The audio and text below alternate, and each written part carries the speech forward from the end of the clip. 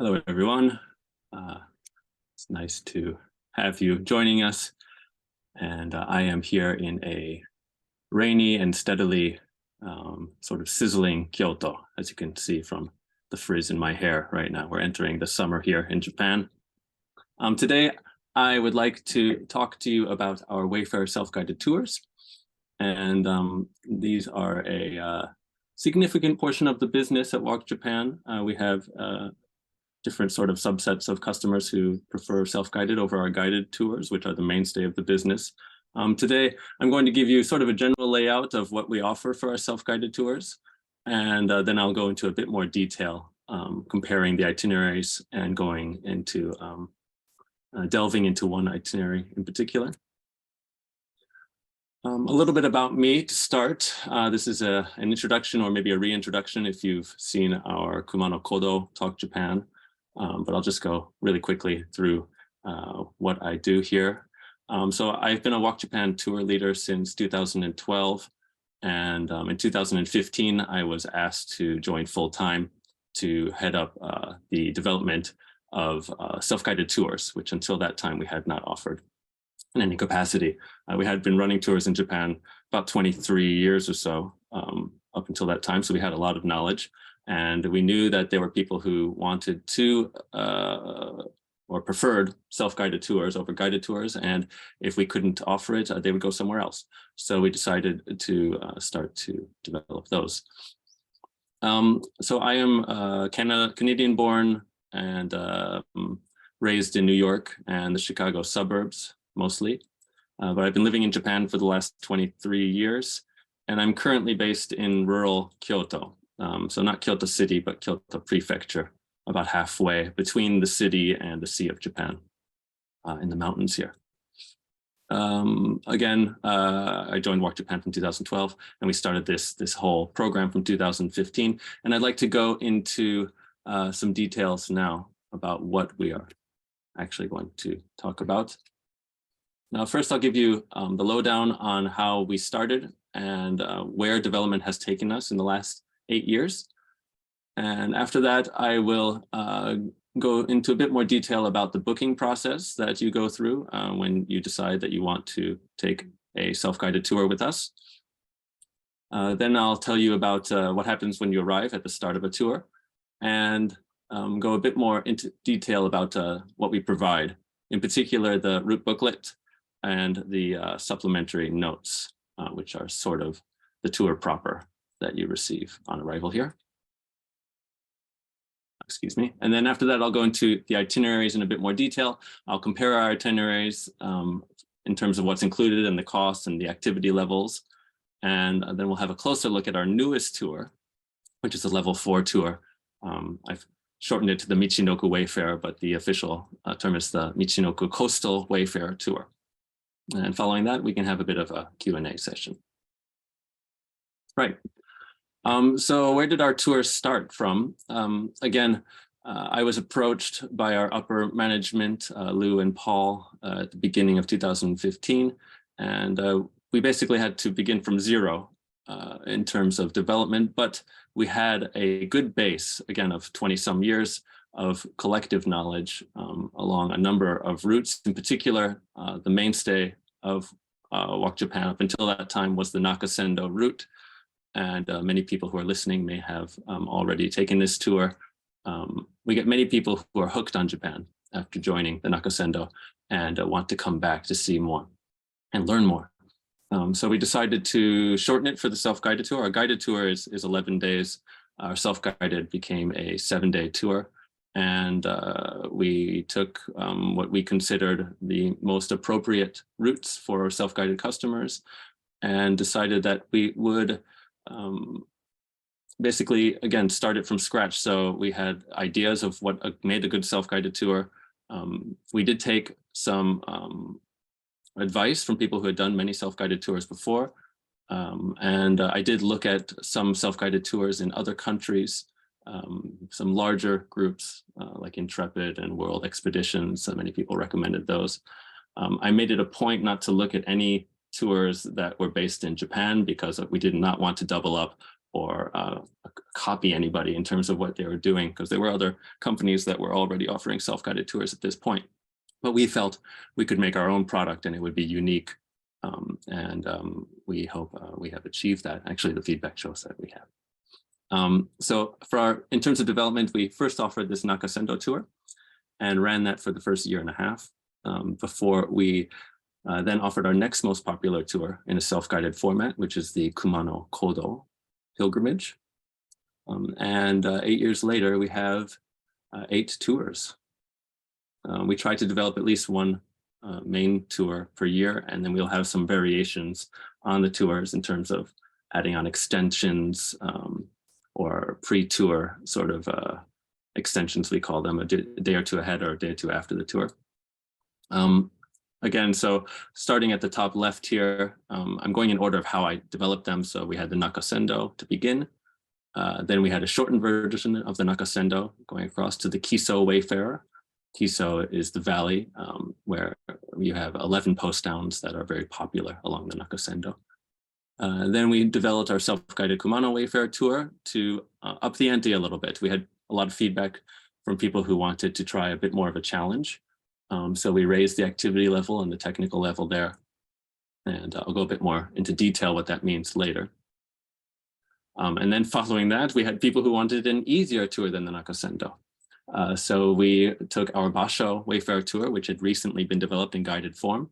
And I'll be honest here, these were all tours that I was leading and felt very comfortable with. So at this point, I had run the Nakasendo maybe 30 times and the Kumano maybe 20 and the Basho maybe 10 times. So they're all tours that I felt that I could write the booklet appropriately for. And we had a good base of other knowledge from our supporters to make these materials. Then we saw that the Shikoku tour was very popular, so we decided to offer that, again, another level 4 tour like the Kumano.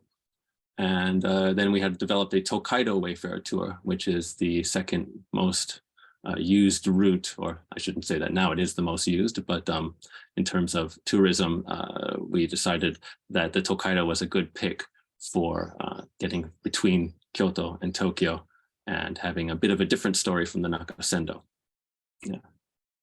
And in the last 3 years, actually over the course of the pandemic and a little bit before, we were working on some more remote tours that we felt confident in writing materials for, one of them being the Kunisaki Wayfarer, which anyone who is familiar with Walk Japan knows is our home base.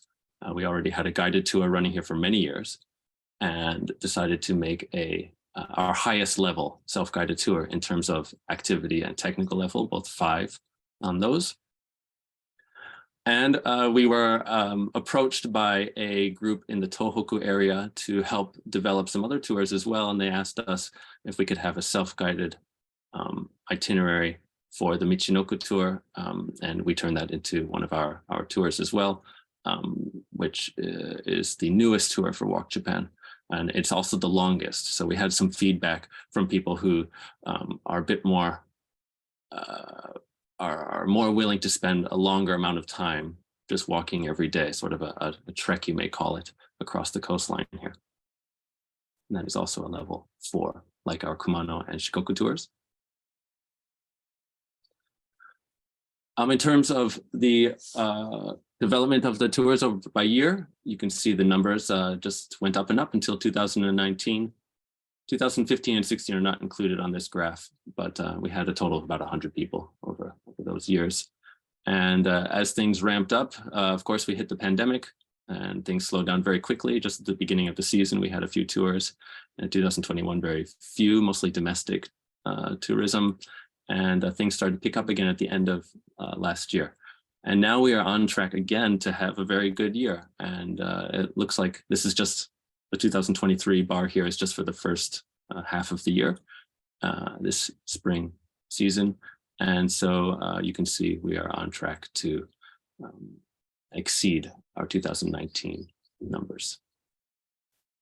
In terms of popularity, you can see here the big names are in green and in gray are the Nakasendo and the Kumano tours.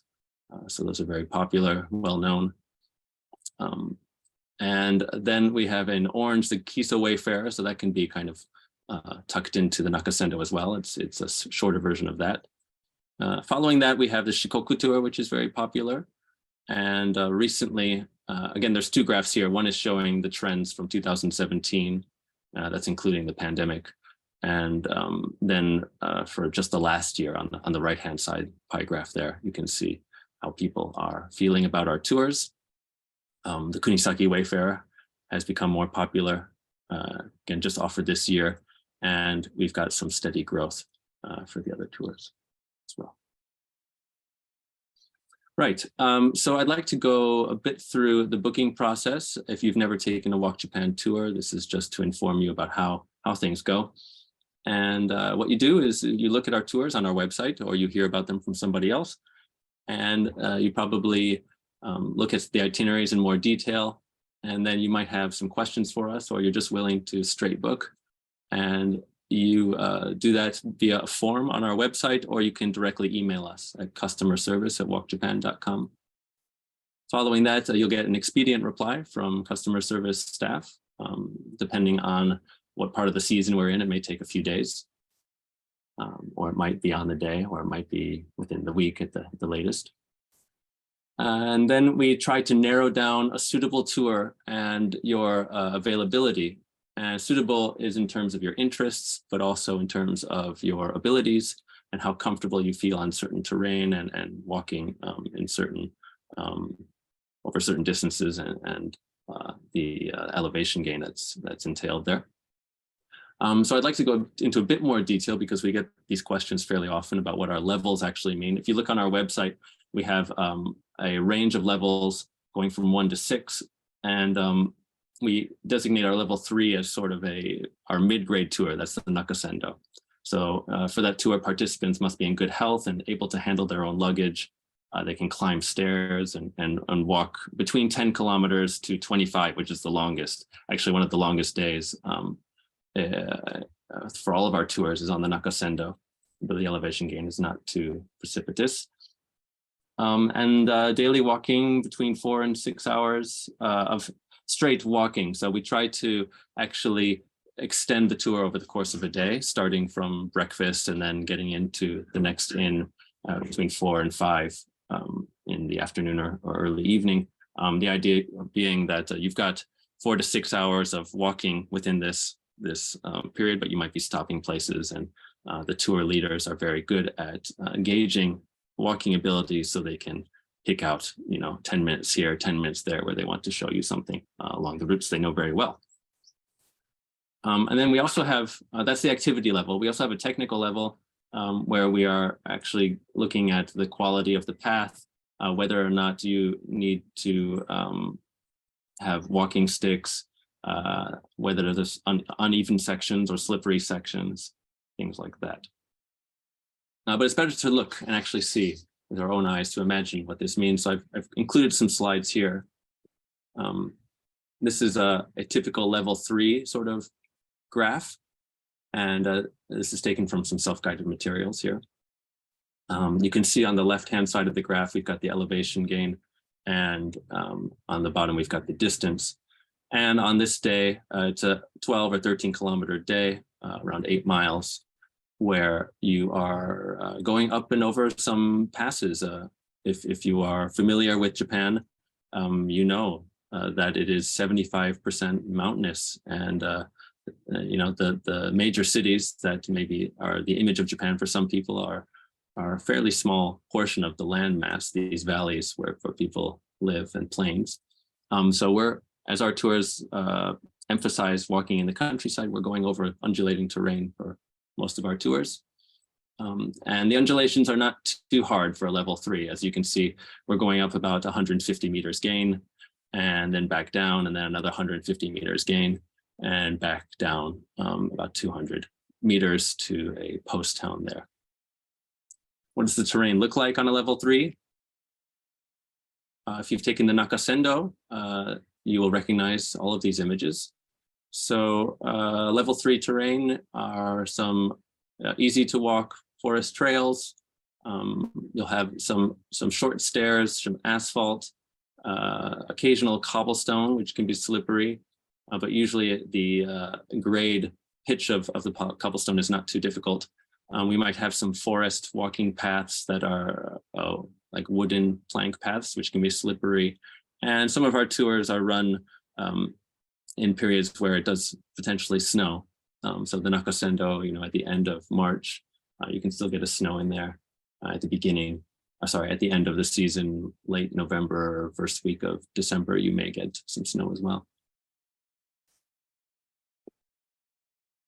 Now let's compare this to a level 2 tour. So you've taken our Nakasendo and now you feel like, I'd like something a little bit easier. So you have, again, on the graph here, it looks similar, but the elevation is different. And sorry for the unfocused numbers there, but you're going, about half the elevation gain in total on this day. And the kilometers and distances is less, so about 9 kilometers, 5 miles on a typical level 2 day. And this is level 2 terrain. So it looks very similar maybe to the untrained eye on how to a level 3 tour. But there are options for outs. So you can see on the top left picture, we have someone staring at a long staircase. You can climb this staircase. We do recommend it in the notes to see a beautiful shrine at the top on our Basho tour. But if you don't feel up to it, we do provide options for just turning right and continuing along the road to skip it. The trails themselves are well-maintained, wider trails that you can walk along. There are steps, but you can see, for example, on that bottom left picture, fairly wide trail with not a lot of roots or rocks on it is sort of the mainstay of a level 2 tour. Then we've got our level 4 terrain. So this is from our Shikoku tour. And again, on the side there, the elevation has changed not to be between 1 and 200, but it goes all the way up to 600 there. And the total elevation gain over this day is about 900. We include the descent as well, because that can be hard on people's knees and backs. So many people appreciate knowing both the ups and the downs on the harder days. And not unlike the level 3 in that you've got 2 sort of passes in the day, but they're larger. So on the first level 3 graph, we saw that we went up about 150 or 200 meters. Here we're going up about 400 meters and then down and then up again. And the level 4 terrain is a bit different. So you can see it looks a bit more complicated. And you do have more rocky terrain, steeper ascents on the stairs, places where it is easier to trip and fall over, some rooty sections, and some flagstone paths that definitely require walking sticks and general awareness as you're walking, especially in the wet. Finally, our level 5 terrain. Again, we only have one of these in the self-guided capacity, the Kunisaki Wayfarer Tour.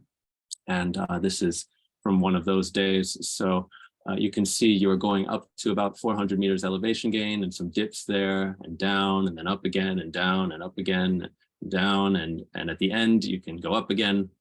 There are options here if you are too tired at the end of the day. So we include those in the notes.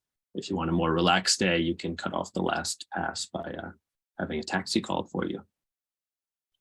And yeah, the overall elevation gain, again, at the level 4, we showed a 900 meter elevation gain. If you know about walking in general, I think most people who like to walk along this sort of terrain know that like 1,000 meter elevation gain and 1,000 meter descent is a pretty big day for anybody.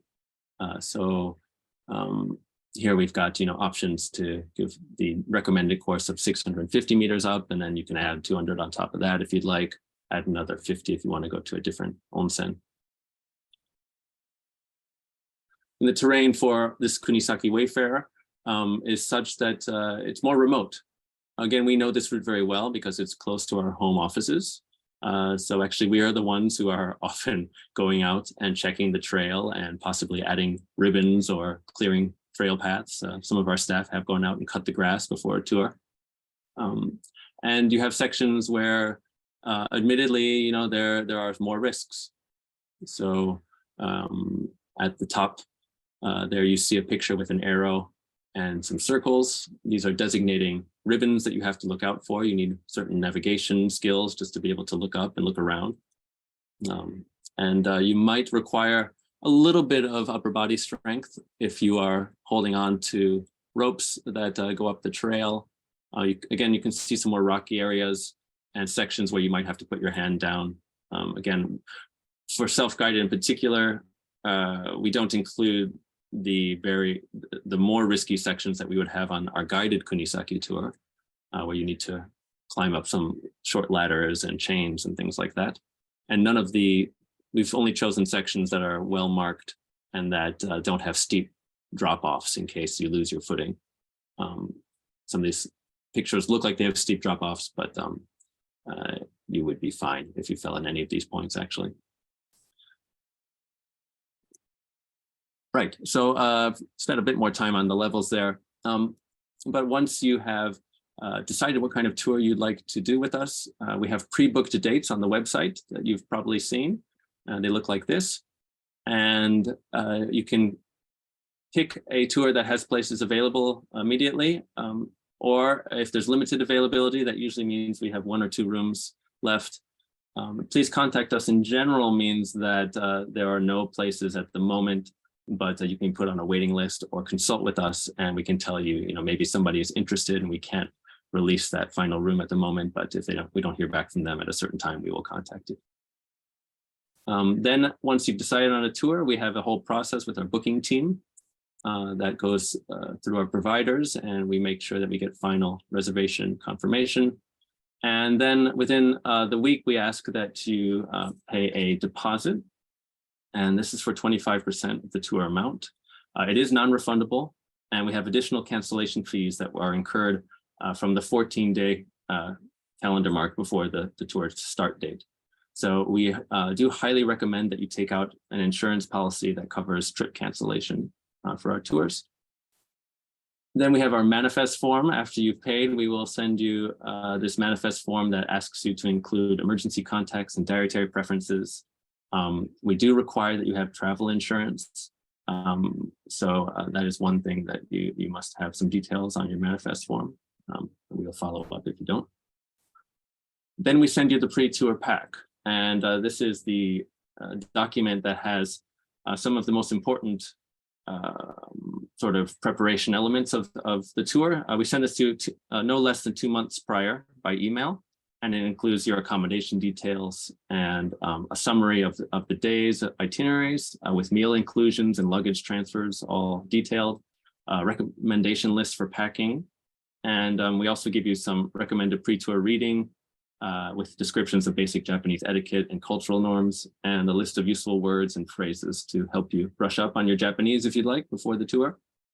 And at this point, for self-guided tours, we also, depending on the tour, we'll provide some supplemental files by email, which complement the hard copy booklets that you'll get when you arrive in Japan at the start of your tour. And we also will provide GPS data on request. So if you have a GPS device that you would prefer, though our booklet is very detailed with maps and clear walking directions, you don't necessarily need the GPS, but many people feel more confident with it. And once that's all done, you're all set, and you're on a flight, and you've come to Japan, and you've arrived. So what does that entail? Well, on the top left here, you can see a picture of the directions that we give in our pre-tour pack. And each of these pictures are actually from a different self-guided tour. But you will find your inn, and you will get inside and check in and meet your innkeepers.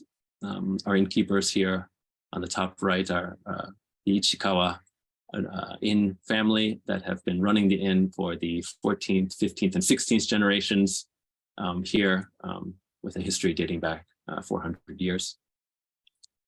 And they will hand you your route booklet, which you can see on the bottom left. It comes often in a letter pack format, and it comes in a waterproof pouch. You may also have tickets included depending on the tour. And then you will have options of what to do. So if you've arrived early, before check-in, the route booklet will have details on how you can spend your time in the area, the sites to see if you have an hour or two free. If you've arrived closer to check-in and dinner time, we do ask people to contact us if they feel they'll arrive later than a certain time, usually 5 o'clock. Well, you can check in and you'll be given often a yukata style pajamas, these kimono style pajamas, and a towel, and you can go and have a dip in the bath before enjoying a beautiful dinner at the inn, and then to bed, all ready for the start of your walking the next day. And here we'll give you a bit more information about the route booklet and what is included in these notes. So you can see our tour is all laid out here. The only one I haven't included in that photo is the Kiso Wayfarer. It's about this size, A5, 130 to 180 double-sided pages. And if it's raining out, you can put it in the nice little pouch and read it as you walk. The days are color-coded for ease of reference, and each day will include certain options for walking.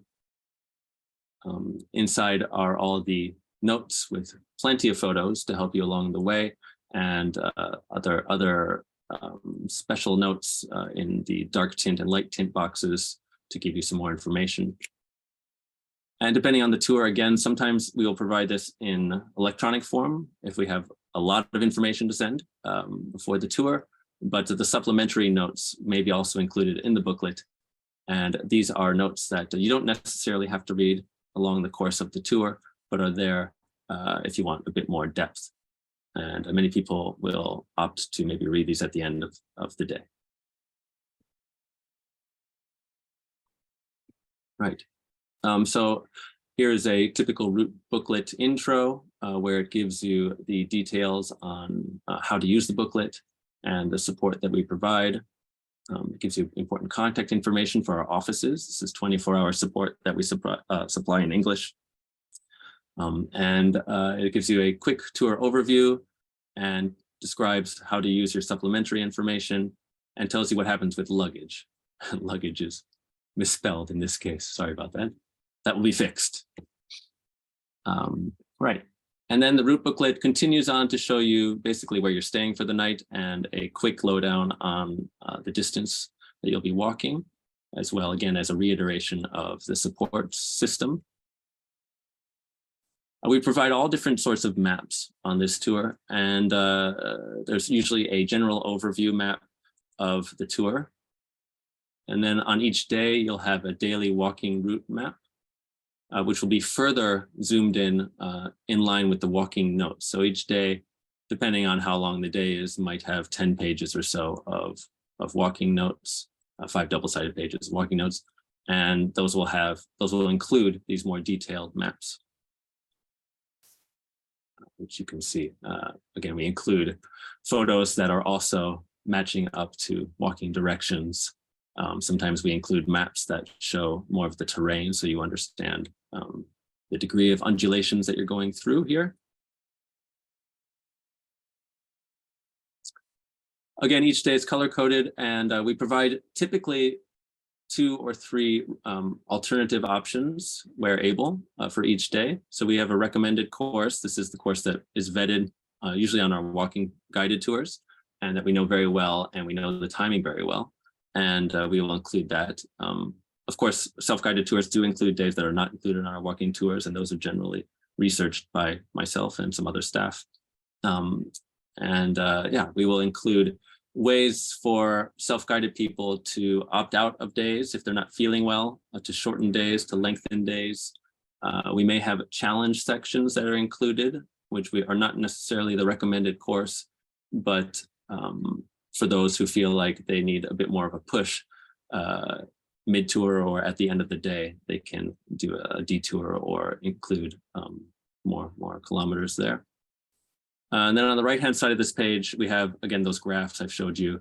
And this day in particular has a morning walk and an afternoon walk. So I've included both on one page there. This is from our Basho tour. Then we will give you a detailed itinerary of what we feel is the best timing for the day. But of course, self-guided, the conundrum or the constant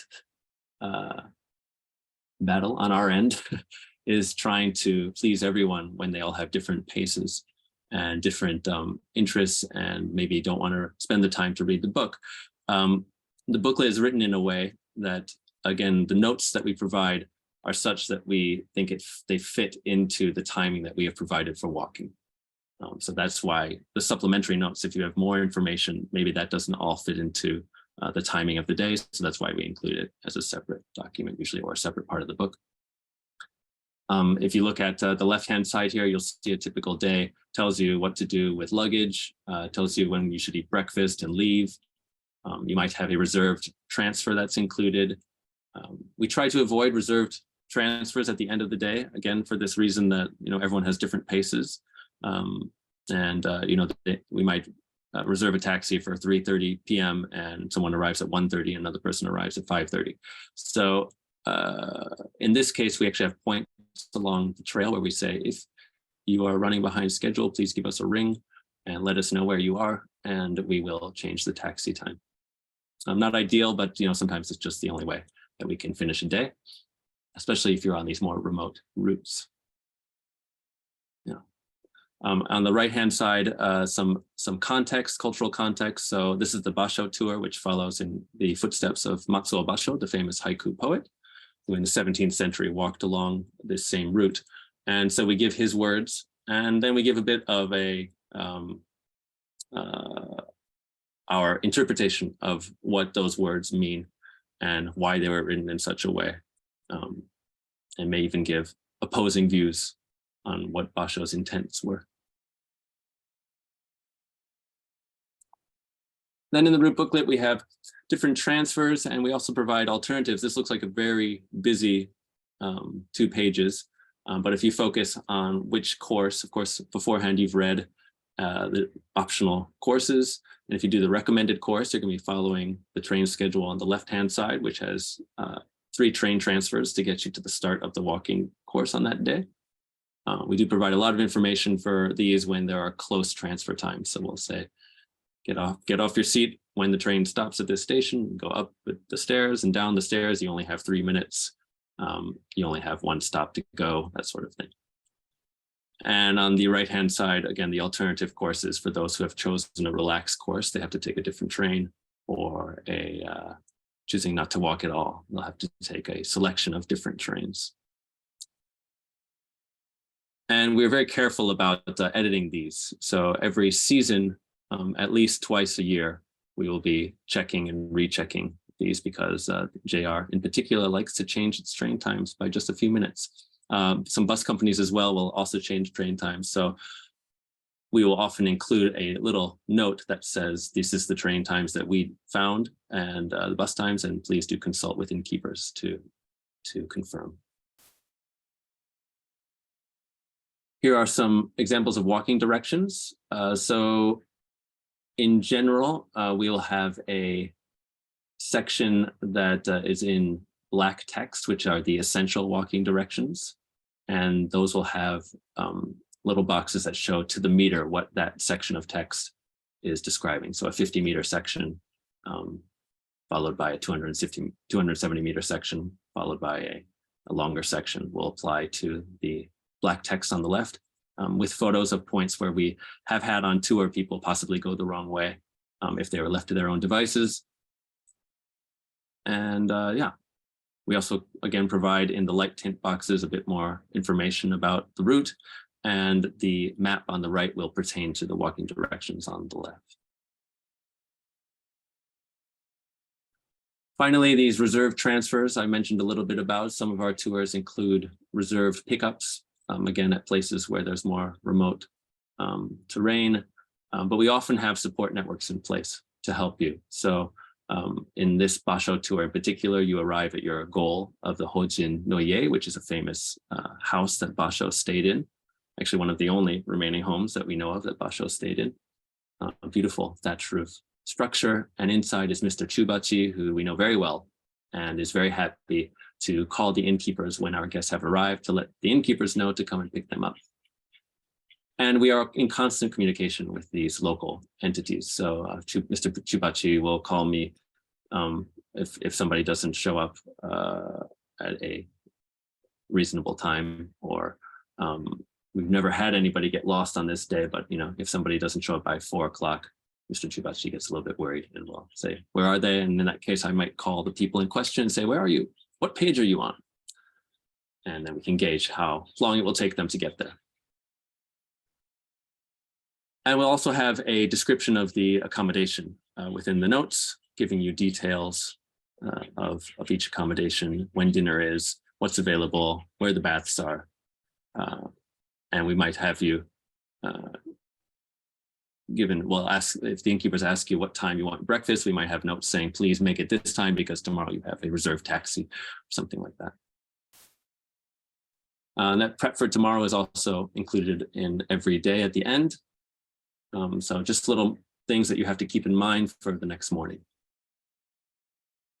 And in the Basho tour, we provide a daily haiku space for you to write some notes at the end there. The route booklets and the supplementary notes, how do they complement each other? So again, this depends on the tour, but on our 2 most popular tours right now, the Kumano and the Nakasendo tours, we have numbers on the side column of each day that pertain to the supplementary notes, which you will have in digital form. You can also print out these notes if you like, and they will include a number that pertains to that page if you want to know a whole lot more information about each point. Again, some people ask, why do you not include this in the book? It's the difference between making a 150-page book and a 400-page book, which is too difficult to navigate, we find. And of course, we want the notes to reflect the schedule that we have put in place. So the idea is notes included in the booklet are able to be digested in line with the walking schedule. Okay, so I'd like to give you a little bit more detail on our itineraries and compare them here. I've laid this out by level. So starting with our easiest walking tour, self-guided walking tour, the Basho Wayfarer Tour. Then we have the Kiso and the Nakasendo Wayfarer Tours, and the Tokaido Wayfarer Tour. So levels 2 and 3 and 3 and 3, with some iconic images from each of these tours. And here are the numbers. So you can see the Basho Wayfarer, again, they range between 4 and 6 nights, these tours. The Basho Wayfarer is both technical activity level 2, Kiso and Nakasendo are both, and Tokaido are all technical activity level 3.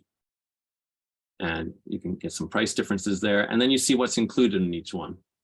So if we look at the Basho inclusions, this is very typical. You have 5 nights accommodation, which includes 5 breakfasts and 4 evening meals. We include luggage transfers throughout. And we have a Wayfarer route booklet and information I described. This tour, we also provide a rail pass, a local rail pass that is applicable to the northern part of the main island of Japan, as well as Hokkaido.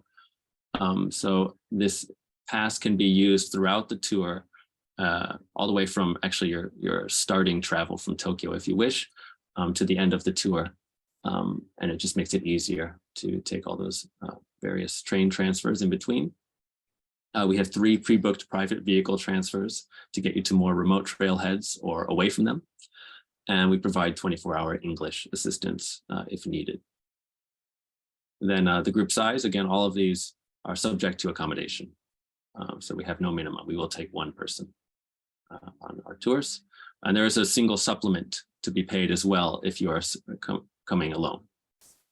This applies to the most Japanese smaller inns are happier and used to having at least 2 people in a room. So they do have raised prices if you are traveling solo. Right. So you can, again, see all of these on our website, but it just gives you an idea of the various inclusions. Then we have our levels 4 and 5 tours.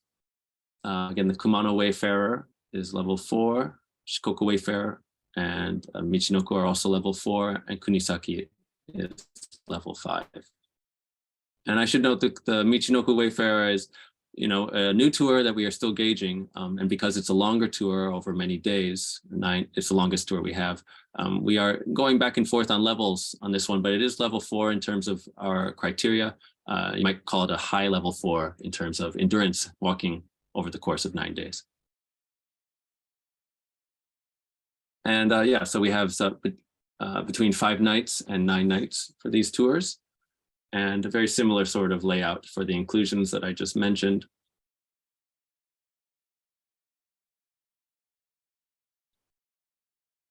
And I've mistakenly put in, please ignore the Kumano Wayfarer, because I now see that's the Basho Wayfarer. Inclusions, sorry about that, but the other ones are applicable here. Again, please do take a look at our website to get a better idea of what these all mean. Okay, so at the end of our talk here, I'd like to zoom in even closer to one of our tours. And I think many people who are listening have probably taken a tour with us already. So I'm not going to go through the more popular tours like the Nakasendo and the Kumano. Again, we do have Talk Japan talks on all of those, if you'd like to know more details, at least about the guided tours. And I would like to tell you about our newest tour, which was just developed in the last year. So the Michinoku Coastal Wayfarer is primarily following the Michinoku Coastal Shiokaze Trail, which is a new trail that was developed by a number of players, but heavily funded by the Ministry of Environment and opened officially in 2019, which is a bit unfortunate for them. They had 3 years of not many people on the trail due to the pandemic, but now it is coming back in full force, and it is, I'm spilling the beans. It is a hidden gem that has now been made unhidden. But this is, I think, going to be a very popular tour. It's primarily along sections of coastline that were affected by the tsunami of 2011. And it ends before Sendai in a fishing port called Kessen-numa. What do you do on this tour? So the self-guided Michinoku Coastal Wayfarer begins with your arrival in Hachinohe City. This is a city of about 200,000 people. You will likely take the Hayabusa train from Tokyo to get there. This is the fastest regularly running Shinkansen in Japan. It gets up to speeds of 320 kilometers an hour. And that is the same speed as a diving peregrine falcon, which is the name in Japanese of the train, Hayabusa. Then you will arrive at your hotel. This is a larger city, so we tend to stay in hotels in that case. And because it's a hotel, we often don't include dinner on these nights in larger cities because there's many options for you to go out on your own. And that's factored into the tour price, of course. So in this case, you go out on your own and you find a restaurant where we provide suggestions of local delicacies. The Miroku Yokucho is a picture of this street at the top middle here, which has a number of small restaurants that only fit maybe 5 to 10 people if you want a cozy sort of setting. And there's some other larger restaurants in the area too that we can recommend. If you want to, you can also go to a famous cocktail bar, the Prince Cocktail Bar in Hachinohe, which is very quaint and sort of Showa era retro style bar, where they actually have a Michinoku Kaze, a Michinoku Trail cocktail that is supposed to represent the quail egg in the cocktail is supposed to represent the rising sun coming out of the coast, out of the horizon there. If you're lucky to book this tour on a Saturday start, then you have the opportunity to go to the large Sunday morning market the next day. This is touted as the largest market in all of Japan. It is pretty massive. Lots of vendors here. It feels like I can only say an American style farmer's market sort of feel there, which you don't get very often in Japan on this scale, except that it's primarily seafood. Because we're right on the port here, and Hachinohe is a very famous fishing port. So we have a lot of seafood, a lot of crafts, a lot of homegrown vegetables and things. Yeah, it's only open from daybreak until 8:30 a.m. So we will, at least on our guided tour when we go here, we will try to get there very early and come back for breakfast at the hotel.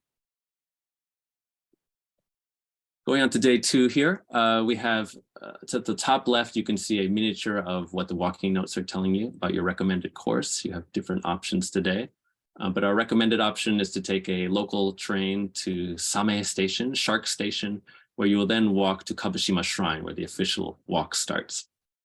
And Kabushima Shrine is known for its black-tailed seagulls, which are rampant, and they, when they're breeding, can be somewhat dangerous. They don't swoop down at you, but they do have umbrellas here throughout the shrine grounds that you can use if you don't want a little blessing from the seagulls to fall on you.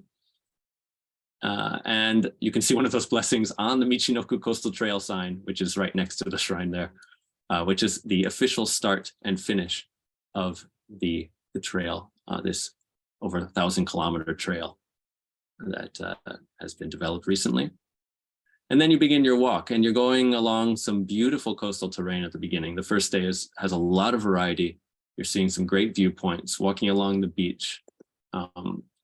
You're hugging the coastline. There's certain points where they warn you of high surf, where you might want to take a higher road in case the tide is up. But in general, you are walking right along the coast here. You also go through a beautiful pine grove that's very famous, and you eventually reach Tanesashi Coast, which is where you stay at a small and very nice little inn here. Here's a map of the second half of the day. Once you've arrived at your accommodation, for those who have a bit more energy, you can actually continue another 3 kilometers on to a train station platform called Okuki, where you may take the train or a bus back to Tanesashi. This just adds a little bit to the day, and it's a beautiful walk as well. With one interesting point is that Okuki has a torii gate, a Shinto torii gate that was carried away by the tsunami and floated all the way over to the west coast of the US, where a Oregonian person found it on the coast and then contacted local people in Japan to find out the owners, where it was discovered it came from here and restored at Okuki by the original carpenter. You go back to your inn and you have the first of many delicious seafood courses. I should make a note that if you want to take this tour and you have strict dietary preferences, we do not currently have the trust factor with the inns and hotels to be able to make many concessions. So as it's a new tour, we do sort of require that you enjoy seafood, as the coast here offers quite a lot. The whole area is known to be the confluence of the Oyashio and the Kuroshio currents, cold water and warm water currents that create this sort of beautiful ecosystem for a lot of different types of marine life. Things you've never had in Japan before. If you think you've had everything, you'll have things you've never had. Day 3, we are starting from Tanesashi, where we actually have a reserved taxi pick us up and take us to a more remote trailhead, where we will have a 11-kilometer day. And we're going throughout forests throughout the day. So we include some notes on local vegetation. We include some cultural notes on the shrines you see throughout. Yeah. We also have the taxi at the beginning stop by a convenience store to pick up your picnic lunch along the way. This is the sort of terrain of that day. And at the end of the day, you reach Itsukushima Jinja Shrine, which is that large red gate there, where we have a taxi pick you up and take you on to your next accommodation. Again, we don't like to have too many taxi pickups at the end of the day, but it's sort of inevitable here, unless you want to take a very long slog into the city, which we don't recommend.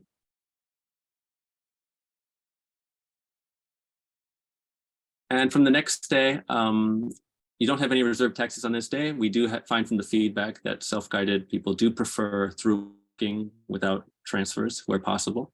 So this is where we diverge from our guided tour a little bit, in that you are staying at a totally different accommodation and village, and you are walking from that village into the next one.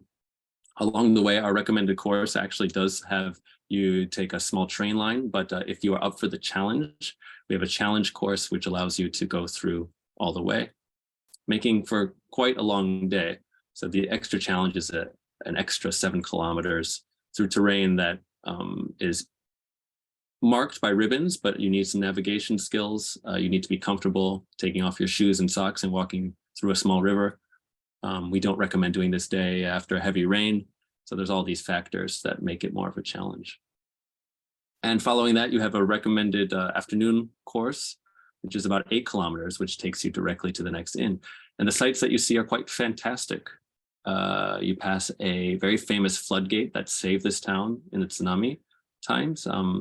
This floodgate dates back to the 1970s, and the mayor was given a lot of flack for spending so many funds to do it. But he had seen a tsunami when he was younger and knew what they were capable of, and went against most of the village to build it. And it is a very fine example of how sometimes it's worth it to push your ideas, because this is one of the few villages of this geographic makeup that had close to 0 deaths due to the tsunami. One fisherman decided to try to get his boat, I believe, and went past the floodgates to do that. But everyone in the village was safe. Along this day, we have, again, some beautiful views, some nice trails that hug the coastline here, some hand-dug tunnels that you go through to reach very remote beaches. And then you climb 750 steps to make it to the viewpoint with the binoculars here, and a lighthouse, which is just next to your accommodation for the night. Day 5, we have, again, recommended courses and relaxed courses here. But the general gist of it is that you're walking, again, directly from accommodation through forest, 10 kilometers to a very famous viewpoint, the Kita-Yamazaki viewpoint. Again, the trail has some risks. Again, this is part of why we call it a level 4 tour. So there are bear activities in the area. We provide some notes on how to dissuade the bears from coming closer. And there are steeper trail descents and ascents that are sometimes covered by leaves, so you have to watch out from turning your ankle. Here we have 1 or 2 sections where you have to cross over small streams. You can see here a slightly slippery, potentially slippery log bridge that you have to cross. But it is well worth it for the views. Some beautiful trail here and beautiful coastal views. In particular, as I mentioned, the Kita-Yamazaki viewpoint, which is kind of the view of the tour. From here, we have another reserve vehicle. So it is going to pick you up in the afternoon and take you to accommodation in nearby Tanohata village. The next day, you're taking the Sanriku train line, which is a symbol sort of the revival of the area. 10 years on, 11 years on, excuse me, 12 years on now. When they were able to restore the train line, a lot of people started to have hope for the area again. There are sections of the route that sort of pay homage to or memorialize the effects of the tsunami. Again, it's a big part of the narrative from here on down south. And again, this is an interesting day in that we provide a train followed by a reserved taxi that picks you up at the train stop because there's nobody there really to show you the way, and you need to buy lunch. So the taxi brings you to lunch and then drops you off at the trailhead, which you can choose, the Memorial Park or the Shiofukiyama blowhole if you'd like a easier, shorter day, to eventually reach Jodogahama Beach, which is the highlight of the area. It's what most people come to see in Miyako City here. All right, and I'm just showing you a map of the route from Shiofukiyama blowhole, which is a massive blowhole that blows up seawater up to 30 meters high. And then you're traveling again through forest terrain, a little dip into 2 fishing villages, and eventually you'll make it to the beach. The next 2 days, day 7 and 8, are similar in that you are diverging from the coast to go along up and over 2 major mountain passes, but both mountain passes unique. And time constraints are going to make me skip through this a bit faster, but yeah, you can see from the graphs here that it's a big up and a big down on each day. And we've got the overview maps as well to show you what we do. You do have a train from Miyako to the start of Toni Station on day 7, whereby you go up immediately up and over. You've got a picnic lunch in hand to the next station where you catch a train to your accommodation. You spend 2 nights in the accommodation on this part of the tour in neighboring Ofunato City. And the next day we have a reserve vehicle take you to a waterfall where you begin the final up and over a major mountain pass to then return to Ofunato City. And then we have an option for you to either take a train and bus combination back to your accommodation, or you can spend, because it's an early finish usually to this day, you can explore the city a bit. We do provide notes to actually walk a total of 8 kilometers on pretty flat terrain through the city back to accommodation. And here's some photos of that those mountain passes. Really quite beautiful. Remote. You do have to be careful to make some noise to keep the wildlife away. I've included one picture of the Mamushi pit viper, which is probably number 2 on my list of most dangerous things that you may encounter along the way. Number 1 is the Japanese hornet, or murder hornet, some people call it.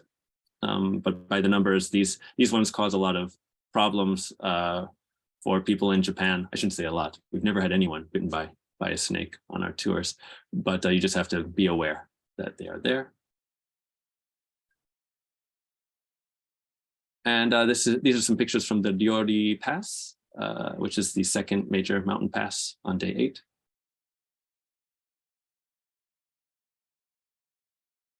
Followed by that walk through Ofunato City.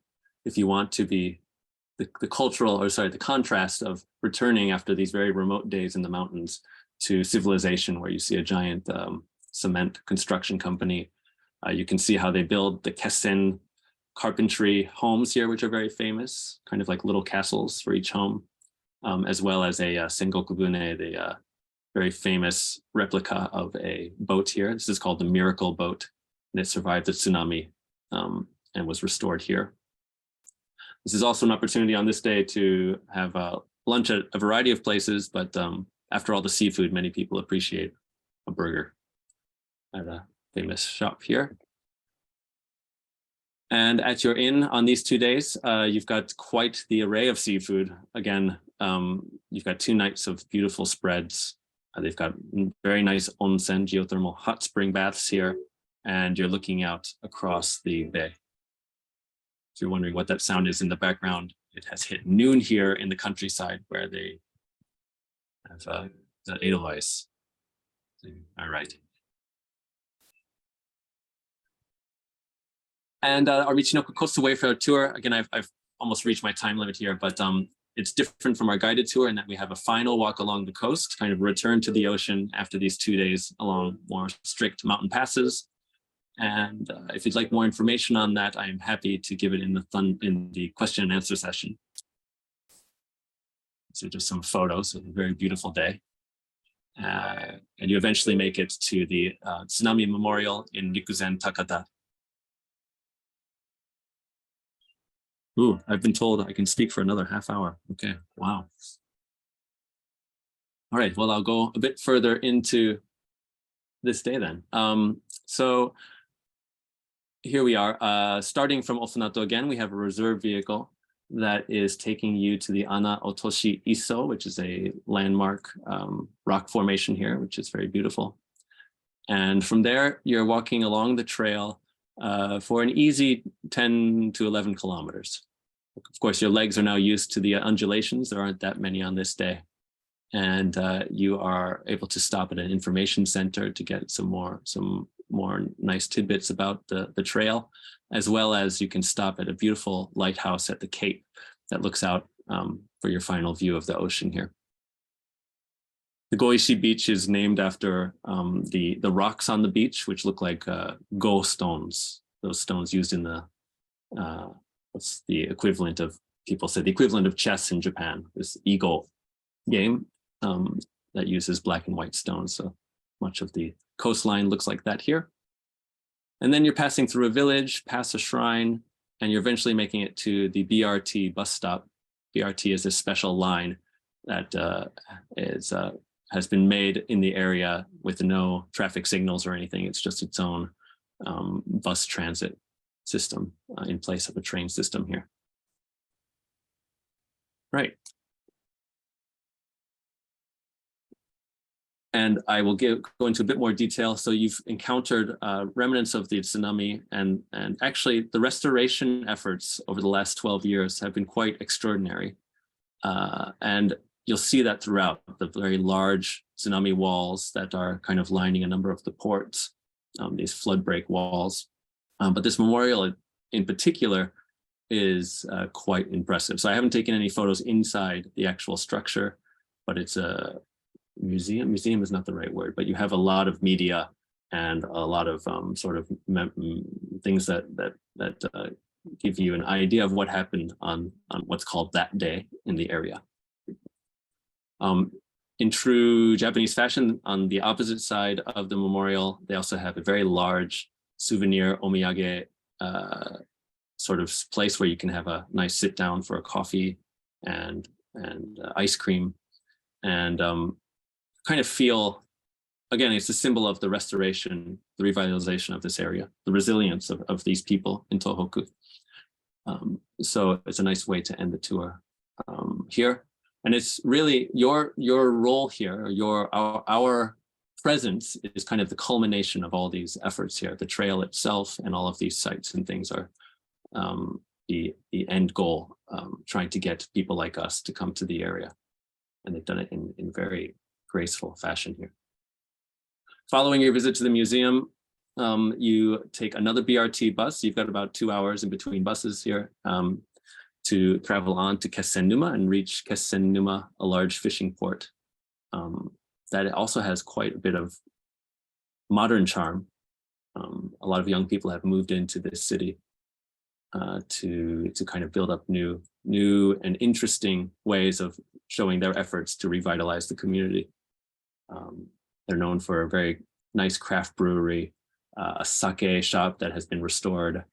I shouldn't just say alcohol. They also have a cafe that Ken Watanabe, the actor from The Last Samurai, built, and he's been a big presence in the area. Lots of little kind of things you can walk around and marvel at how they are helping to mix the traditional fishing village sort of ethic with the modern sort of push to get people to move back into the area. Yeah, so you've arrived at Kesennuma. You go out to eat wherever you'd like. We give a number of options in the booklet. And the next morning is your onward travel. Final day of the tour. If you'd like, you can visit the fishing market here, which is one of the largest in the Tohoku area. They have a number of fishing boats that were right outside your accommodation.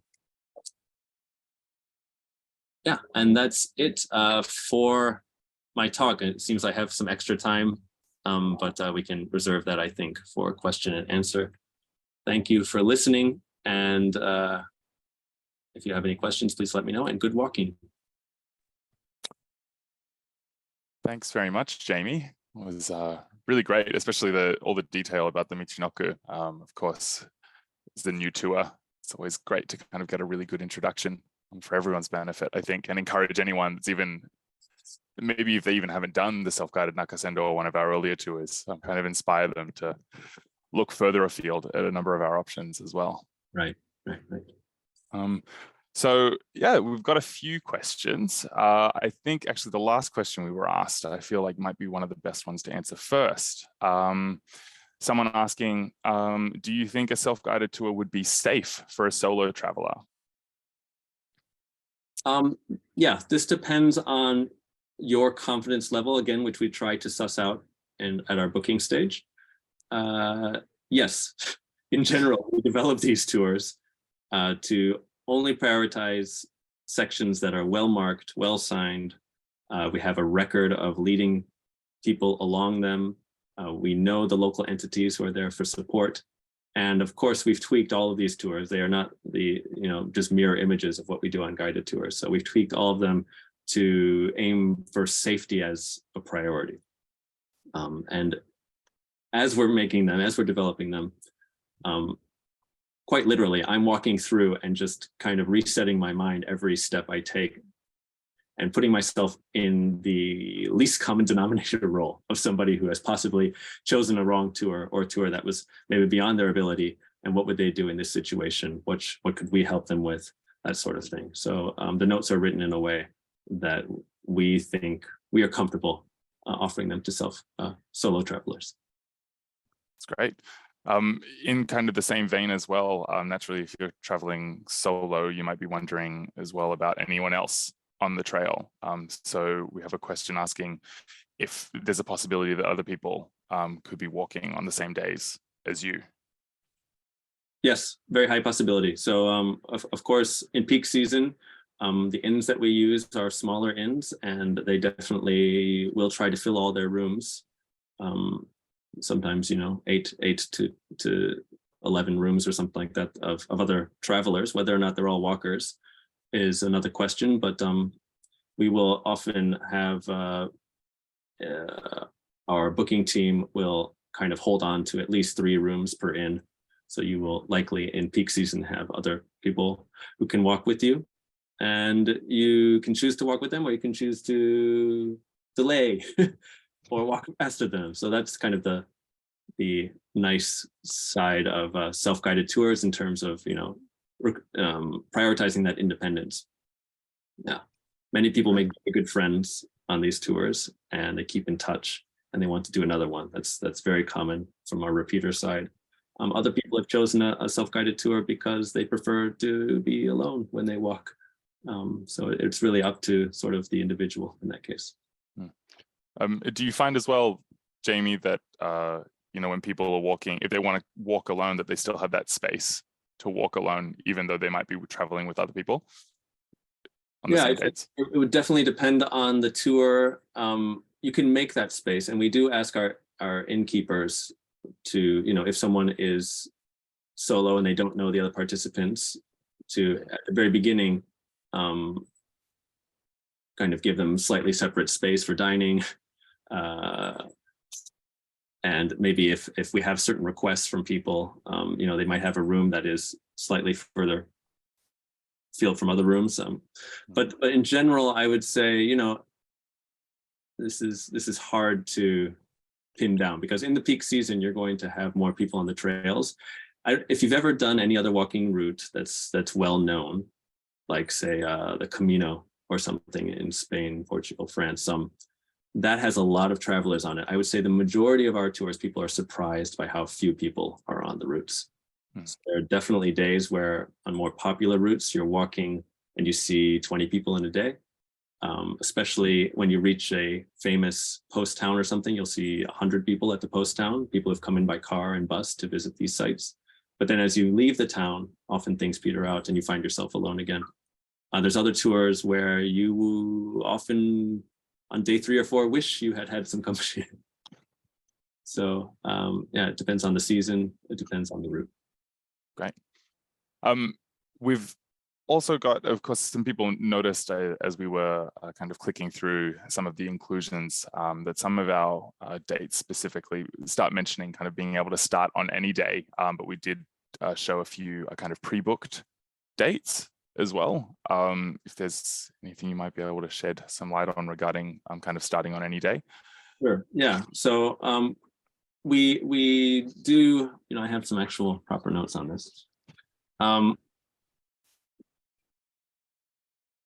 So of course, it's easiest for us to go through the pre-booked days in terms of getting final confirmation with our inns and things. And those are, we've already booked those rooms in advance and lined them up all together so that we can quickly make final confirmation and get back to people within a few days or the week usually to confirm those days.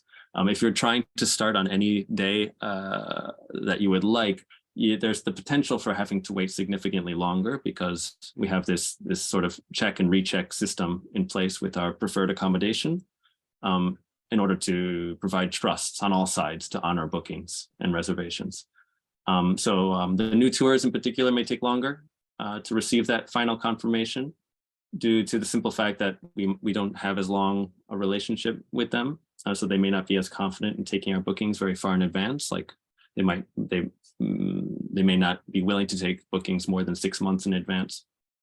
So if we have the dates up there, those are dates we can guarantee. If we don't have them up there and you want to start on any day, it's going to take a bit more time and negotiation on our side to figure things out. So we prefer, of course, that you have the flexibility to book our pre-existing tour dates. There's other aspects of the tour itinerary which affect this. So on a number of our tours, we only have one option for lunch, for example, or there's a famous museum that is a pretty pivotal part of the day or really adds cultural context to the day. If you miss it, would be a big shame. And those restaurants and museums have days off, usually 1 day a week that they're off. So we line up the tours so that they don't overlap with these days off in general. So that's a factor in trying to have an exact start date that you would like to book. Great. We've had a question as well regarding phone reception. Of course, in some sections, as I think both you and I know, there are certain areas where you just might not be able to get kind of any kind of phone reception or internet reception. Right. And so really what happens in those situations, has there been any instances where someone turns up at the accommodation and we can't reach them? Turns up at the accommodation and we can't reach them. Yeah. No, not in that case. So again, we have developed these self-guided tours with that in mind. And I can think of, on each tour, I can think by the day where there might be a 50-meter section or a 100-meter section where you don't have reception. That's inevitable on some of the more remote walking paths. But we always are looking at our reception as we walk. And if we get to a point where it's like, oh, there's a kilometer here of no reception, we will change the tour. We will not include it as part of the self-guided tours. But in general, the routes that we are prioritizing are ones that, if anything is to happen, their civilization is not that far away. So, worst case scenario, something happens where you're unable to contact us and you're hurt on the trail. But in 8 years, we've never had that happen due to choosing these routes that we feel are safe enough and have enough reception. When you get to your inn and you cannot contact us, of course, that's a different matter. The innkeepers can always call us. So we do include in your booklet, just have the innkeepers, they know our number as well.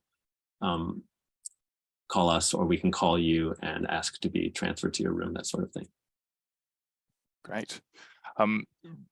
Also in regards to safety, I guess, we've got some questions about equipment. Mm-hmm. Regarding whether or not you might need flashlights or walking poles.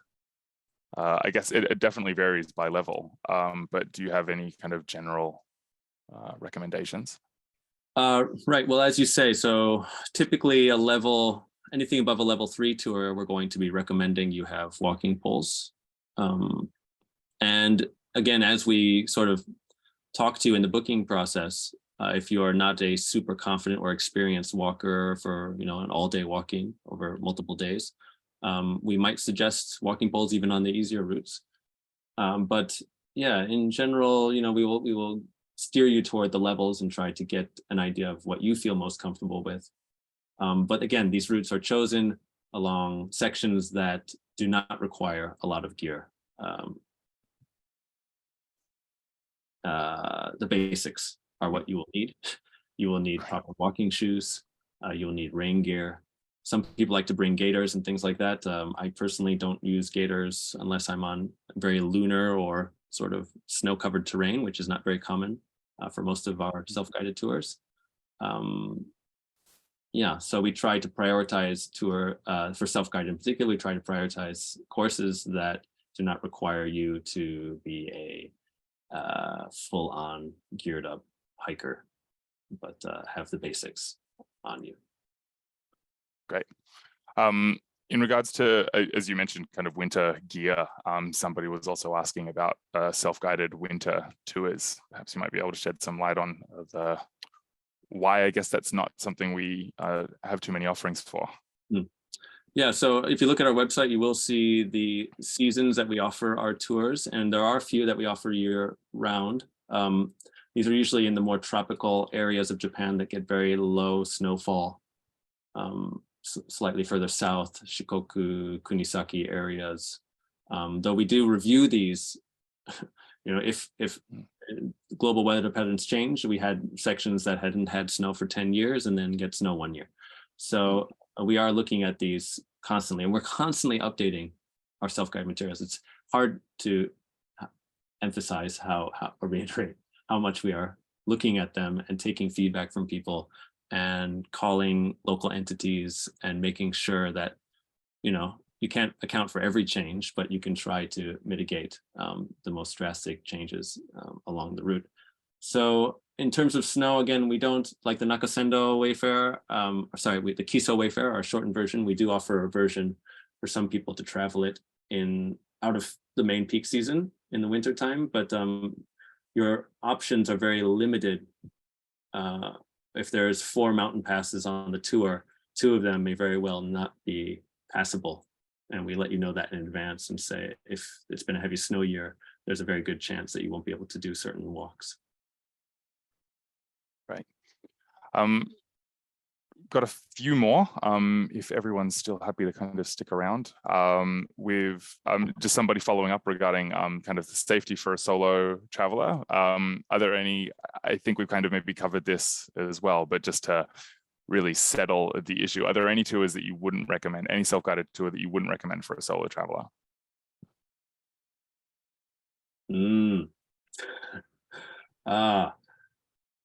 Right. So again, this is a matter of personal confidence for a lot of people, and your experience walking on more remote terrain. At the moment, as I mentioned, all of our tours are designed to be able to be done by solo travelers. But of course, our higher level tours, if you have not personally vetted yourself, what we might say to someone, they'll say, well, I've never done a walk like this, but how should I check to see my level? And we'll say, well, try to walk a 10-kilometer day, or if you don't have that time, try to walk a 6-kilometer day, but include at least a certain amount of steps going up, a certain number of floors going up a building in it, and see how you feel the next day, and gauge if you'll be able to do that every day for 6 days, that sort of thing. So again, it comes down to the individual's confidence on the route and their own walking skills, I guess you could call them. But yeah, in general, all of our self-guided tours are developed for both solo and group travelers. Lovely. We've also had some people asking as well, kind of about that iconic scenery, specifically Mount Fuji. Are there any tours you can see Mount Fuji from? Yes, our Tokaido tour has a number of opportunities to see Mount Fuji. Sorry for the background chatter. It's living in the countryside, you get the local city hall is trying to give us information. So, excuse me. Yeah, sorry. That's okay. People just asking what tours we can see Mount Fuji on. Yes, sorry. So the Tokaido tour is our one and only tour that you can see Mount Fuji on a number of days. We stay at accommodation that prioritizes the Mount Fuji views, and there are 2 days in particular where you should have some great views of Mount Fuji. But that being said, Mount Fuji is very fickle and often is hidden. They say she hides when there's beautiful women walking the route in particular. She's jealous of them. So about half of the year it's covered, half the year it's not, and it has its own microclimate. So it might be totally clear, but you still can't see Mount Fuji covered in the clouds. That's one reason we used to offer a Mount Fuji tour that had 5 days just circumventing Mount Fuji, but had to stop offering it, I believe, because there were certain tours that didn't see Mount Fuji ever over 5 days. So we cannot guarantee it, but the itinerary prioritizes places where if it's clear, you will be able to see Mount Fuji. That's our Tokaido tour. Very good. We're getting to the end of our questions now, so thank you very much for everyone.